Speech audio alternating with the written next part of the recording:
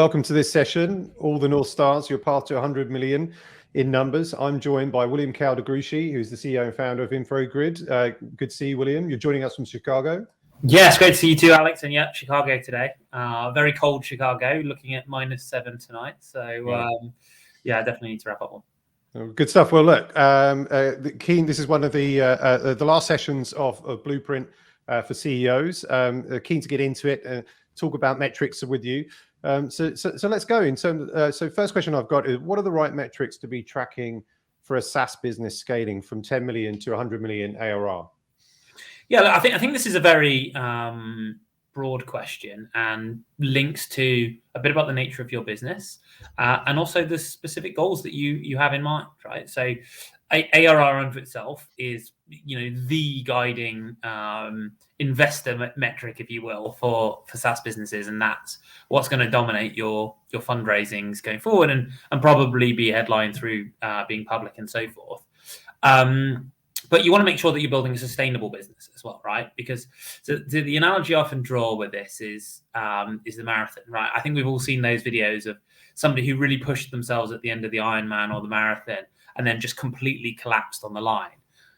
If you're pushing yourself like that to 100 million of revenue and you collapse on the line, and the next year you don't grow or you shrink because you've done so in an unsustainable way, then that's really going to be problematic for you, right? Like ultimately, we're all here to build game-changing, world-changing businesses.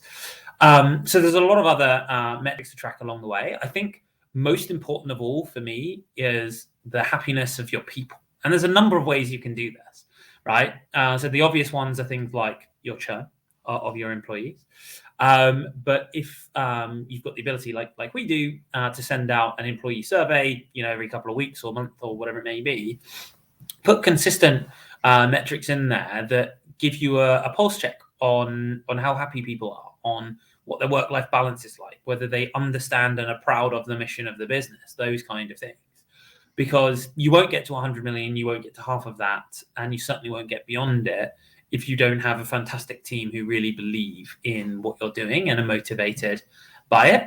So I would say that is the most important thing of all to track. There's many others that you'll find, on investor sheets and so forth. But if you keep your people happy, then they're what you need to execute against that kind of growth ultimately. And lots of changes coming. You need all the help you can get. So that's my top tip.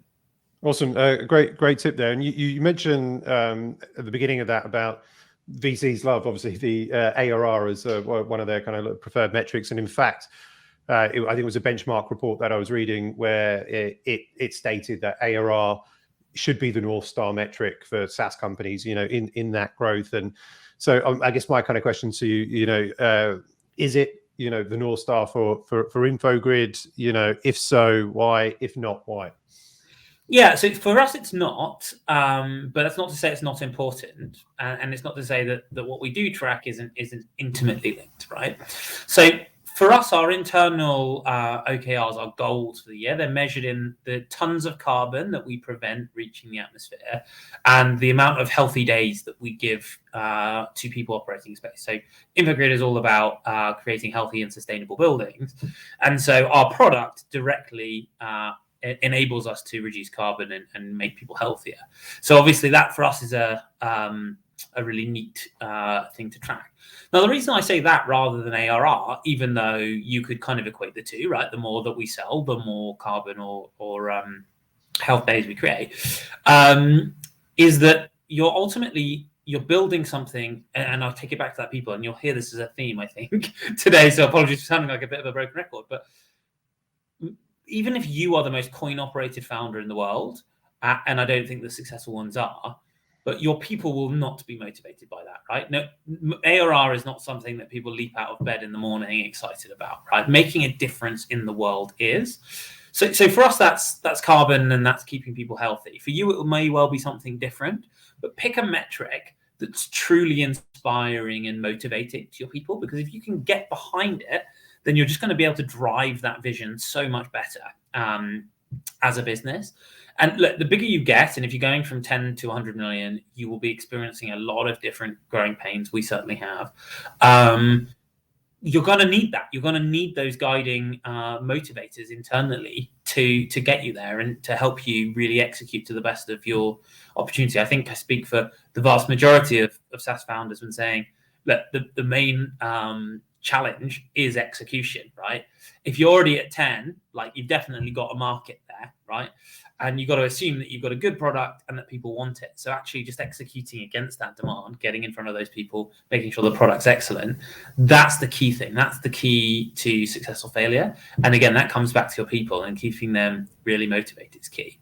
So that's the internal piece. On the external perspective, you're really going to get assessed by your investors on your ARR, your speed to that ARR, so your compound annual growth rate, and the size of your market, right? Your TAM, and how penetrated that market is, and how much room to grow you've got. Retention is one of the most important measures of the cloud business health, as it preserves the unit economics of historical customer acquisition. And how do you track retention as you scale Infogrid, and what measures do you put in place to ensure you're hitting the right retention numbers? Yeah, so look, the standard metric for this is net retention rate, right? So NRR. And you as a fast-growing SaaS business, you want that to be substantially above 100%, i.e. your customers are actively expanding with you rather than staying steady or worst of all, declining.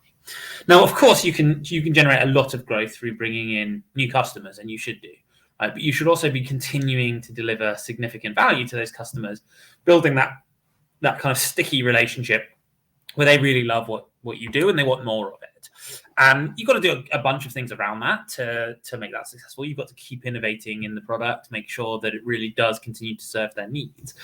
But if you do, particularly if you're B2B and particularly if you're enterprise, but and that's the space we're in, but I'm certain this applies for consumer as well.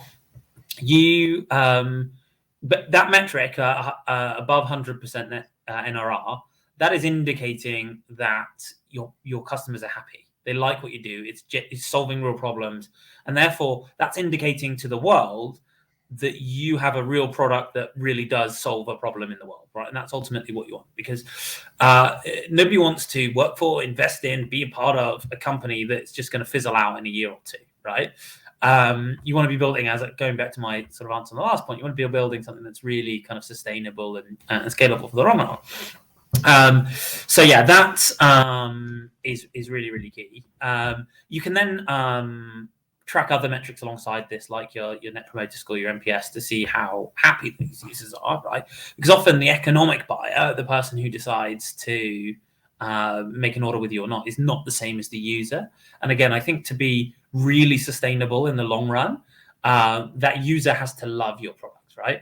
And it's an interesting one, right? You can track it through things like how often they're logging on, how often they're interacting, and certainly for consumer businesses, I think that's key.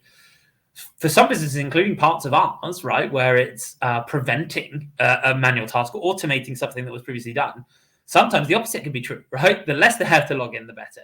And so you want to, really get that live feedback from them. And using that will also help you to improve the product to, again, increase that retention. So using those in tandem, massively important to constantly be innovating and iterating your business. And you want to keep that well above 100% for as long as you possibly can. Well, once you've nailed down the right metrics for growth and funding, how do you make sure those metrics are constantly improving? So you need a great product, and more than anything, you need a great team. And in this regard, that really comes down to a customer success team, right? So certainly for us, definitely for many other SaaS businesses, and I think I can probably say without too much controversy, it would be the most usual route. You will have sellers that go in and create initial relationships and explain the product and so forth, and that's a very particular skill set, and they do that incredibly well. And early in your business life, as was the case in ours, those sellers may then also function effectively as customer success. So continue to work with that customer over time to make sure that they're getting the most out of the product. You're learning from them if they've got any frustrations. You're addressing them either in the short term or in the long run. But that becomes unsustainable when you're above 10 million of ARR and heading towards 100. Right? You need a dedicated team whose whole focus is to give the customer the very best experience they can, and that's typically known as the customer success team. You've also got alongside them, typically all three of these are in the revenue organization. You've got the customer support org. Those are the ones that will deal with kind of real-time issues. Whether that's a bug in the system or something going down, or if you've got a physical product, something that making sure the delivery happens and so on. But it's the customer success that will really build those lasting, deep relationships, understand what's going well, what's not going well for the client, and then understand where there's extra value that you as a product can create. Right? If you've got an ever-innovating company, which if you're growing that fast, I'm certain you do, then you'll be constantly striving to find that next product, that next value that you can add, even if it's just an augmentation to the core product that you've already got. And so that's where customer success comes in. And they have effectively a sales role. So thinking back to the last question about that net retention rate, this comes down to your customer success team, and they are typically compensated for that. They will get commission based on things like NRR and additional products that you bring to your clients. So really, if you want to maintain that growth, you need great sellers who are going out and finding you new clients and constantly educating the world on all of the good that you're doing as a business. But you also need people making sure that the clients that you do have are happy and are growing, and that you're learning as well, right? Because the best source that you can have for customer feedback, innovation, market sentiment is your customers that you already have. Do you, I guess, kind of like so you've got the customer success team that's ensuring that your customers are happy and, keeping, say, the metrics where you want them as a business. Are your investors also kind of, keeping you, let's say, I don't know, on your toes in terms of like, where the metrics should be for the business, and sharing, I guess, with, other companies and their kind of benchmarks as well, and when you have your board meetings and investor updates? So it depends on the investor, and depends a little bit on you and as a customer and so forth. I think that if you get to the board meeting and it's your investors that are keeping the pressure on you for metrics and making sure you're the best business you can be and growing at the best you can, you've already got problems, right? It should be you. That pressure should be coming from you as senior leadership, whether you're founder or just a part of the C-suite or SLT. Like, you should be wanting to deliver the very best company in the most sustainable way possible, right? Because we're all in this to change the world in one way or another, and you don't do that when you're stagnant. So they will ask, right? You'll have your board packs. You'll probably have sort of lighter touch check-ins on a monthly basis as well. And any time that you're not going in the right direction, you'll definitely have questions about that, right? And so sometimes that's for very good reasons. Sometimes companies pivot or they invest for growth or whatever it may be. And then the types of metrics that the investors might be interested in will vary a little bit too. I think, as you say, things like gross margin, annual recurring revenue, retention rates, etc., are pretty common across the board. But then, number of impressions or users is far more important for those B2C businesses than it might be for the B2B, etc., etc. So, yes, you'll get questions on it for sure. Much better way to think about what you have to bring to your board pack at the end of the quarter is this is instilling very good discipline in you, and that information is really valuable. And to view any kind of blips in the information not as something to panic about, but as learning, right? Like, okay, I've just caught a problem before it became a real problem, and I can do something about this now. So yeah, I've never viewed that investor relationship as undue pressure. That all comes from me, right? Instead, that's really helped us to professionalize, grow, and have at our fingertips the information that can tell us whether or not there might be a problem before we really realize it. Where do you get benchmark data from, and how do you use it? Depends on the data set. There's really good open source information out there from public markets and collations of private investments too on a lot of those core metrics, right? So things like ARR for sure. There's some great VC reports around, and probably by the time you're at 10 million ARR heading towards 100, you've got at least good relationships with a few of those VCs. So just ask if they can share it with you. And then you've always got the public markets to assess. Those can be pretty wild, right? You know, SaaS metrics there can vary from 15x to 100 plus x. Then I think, you know, there's a lot of other stuff that's really important in guiding you. Coming back to that people piece again, right? How do I correctly compensate my people, make sure that they are receiving on or above market, depending on what you want to do and so forth. Particularly around things like equity, which is a little bit less transparent than salaries. That's where your VC relationships really come into their own, because there are all sorts of amazing reports out there that collate this from thousands of different sources. And then actually, surprisingly, some of the lawyers, create state of the market reports, which talk about things like amounts raised, valuations expected, and so forth, that can be quite useful for guiding you in fundraising endeavors and so forth. Broadly speaking, I think if there's a metric that you want to find, if you ask either a fellow founder or one of your investors or something, you will be able to get some data, not always perfect, right? And you have to recognize that, and don't over rely on data, you know, also bring some of your own judgment and intuition to it and so forth. But yeah, it's a great way to keep things fair. And how have you leveraged the way that you track and use metrics for fundraising?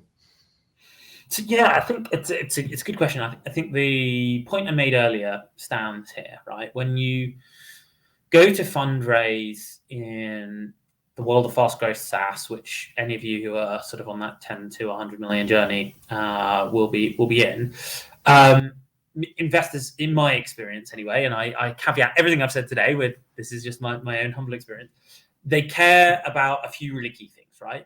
Is this a massive market? How penetrated is that market? What's your competition? How credible are you to execute in that market? And how are you doing so far, right? So your ARR and your compound annual growth rate, those are going to be the headline grabbers, right? If you're at 10 million, but it's taken you 20 years to get there, as opposed to at 10 million, it's taken you a year, that's going to be a markedly different story in an investor's mind. They're also then going to care about the quality of that revenue. So what's your gross margin? That's a really key thing. So note that gross margin at this stage is much more important than EBITDA, which becomes more relevant at the public stage. And then they want to see your TAM, your total addressable market, right? Personally, I prefer, and I've seen quite a lot of investors prefer, bottom-up approach, because rather than going and getting external validation, it's kind of working that out from basic building blocks upward, which means that you've got more of an understanding of the type of market you've got. And I think there's a fair acceptance that those will never be perfect, but just indicative, right? And so if you're playing in a 100 billion market versus a billion market, that suddenly becomes a lot more appealing. And especially if that's a 100 billion market that's very nascent. So you don't have a lot of competition there, or it's not very well saturated and so forth. So yeah, I think the ARR, compound annual growth rate, and gross margin, those three are probably going to be the big ones for your company specifically. And then your total addressable market, the growth of that market and the penetration of that market will be very important context. We've got about a minute left, William. Any final kind of thoughts for those that are kind of listening and watching this around scaling to 100 million ARR and the use and tracking of metrics? Yeah, look, I think we're well on that journey here at Infogrid. And so I talk from a place of incredibly recent, as in living it right now experience. And I would say you cannot do this alone. It's all about your team and your people. It's all about really not just putting out a story, but genuinely believing in and feeling the mission that you're bringing, whatever that may be, right? And that's what gets you out of bed, because there will be a lot of tough times to come for this, for sure. Puts a lot of gray hairs on the head. And if it's tough for you, it's definitely tough for that team as well. So making sure that they're treated well, that they're happy, that they get a decent work-life balance, and that you're bringing in, attracting and retaining the very best talent. That is the best way to set yourself up for success. And recognize that you'll be a fundamentally different business at 10 million ARR and 100 million ARR. And the roles of some of those people will change and evolve, and that's pretty natural. And so you just change and evolve with them. But yeah, bring your people with you, and it's going to be a much smoother ride. Awesome. Well, great way to wrap up this session and wrap up the SaaStock blueprint for CEOs today.